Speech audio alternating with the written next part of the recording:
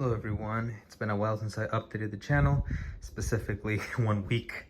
And yeah, so today I want to walk you through something simple, which is my guitar setup. So as a bit of a context, I'm not a professional guitar player by any means, nor do I have the, let's say, education.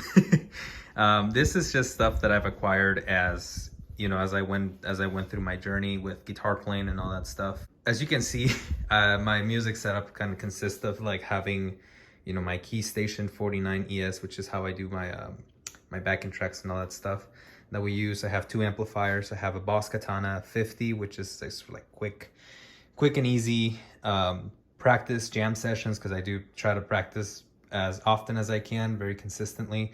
I'll practice scales or simple stuff like that, at least daily.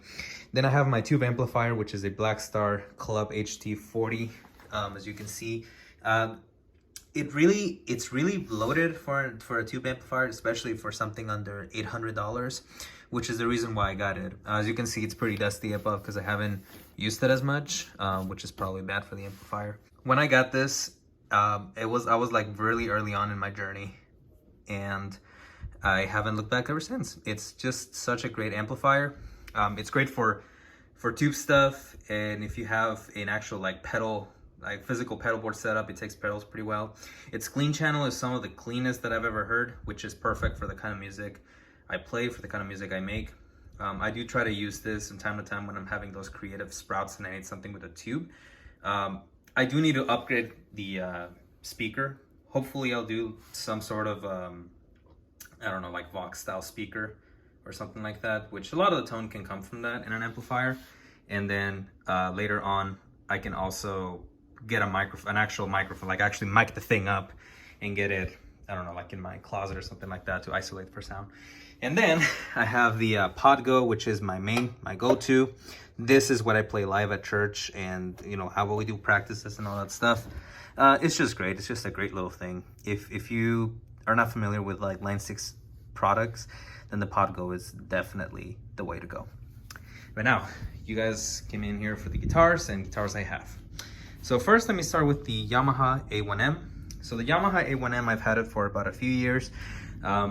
Before I started to play, you know, like with electric guitar, I started with acoustic guitar first, and this has been not my first acoustic, but it's definitely my favorite one, and I haven't swapped it. I don't feel like swapping it ever, just because it's that good. It's just great. This is like my you know, signature guitar. If I had a signature guitar, it would be a Yamaha A1M. The tone is just beautiful out of the box.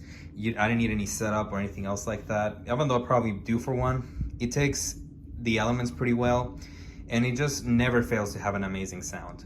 If you can get higher quality strings, it won't affect the tone too much, but it'll not only sound great, but it'll feel super comfortable. The stock strings are not my favorite, I will say that, but you know, swap it out by D'Addario, Ernie Balls, and you're set.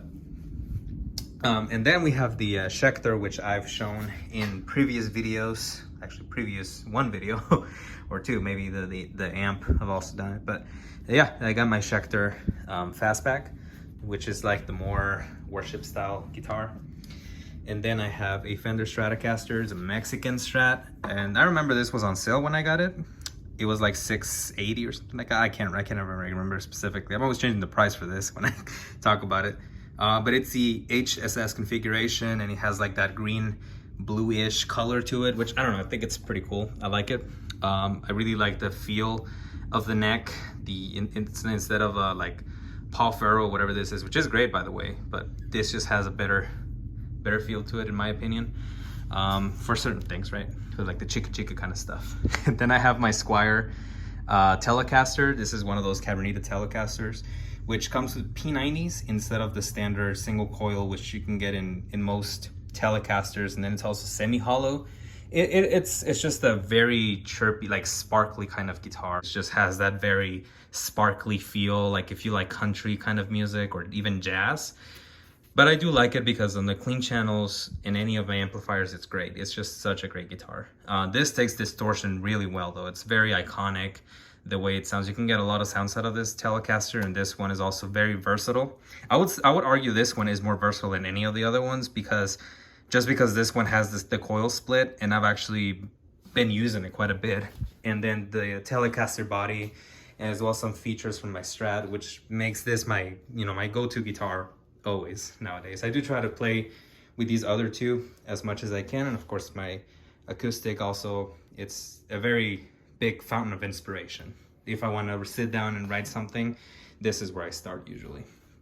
And then last but not least, I have the Squier P-Bass. I recently got this fixed. Well, not fixed, but I did have it set up because I've had this thing for a long time. It's my dad's originally, and it's like one of those very beginner style basses. It's a P bass, so of course you got the pickup at the bottom there. I don't have a lot of things to say about it. I'm not a bass player, though. Sometimes when I have songs that I want to write, or when I have backing tracks to do, I like to do bass parts, and I like to have these muting strings. I don't really have a good technique when it comes to bass. Like I said, I'm more of a guitarist if I had to pick between the two. But I do have the muting thing just because it helps me, because I'm not as used to playing on bass as I am with guitar. And yeah, those are my guitars. That's kind of my current setup. And well, I do have room for improvement, and of course I have room for growing. But the big thing that I want you to get out of this is that invest in lessons. Don't be like me, don't invest in more guitars. $10 for a subscription service like beginner guitar or intermediate guitar, that can go a long way. So thank you guys for watching. See ya.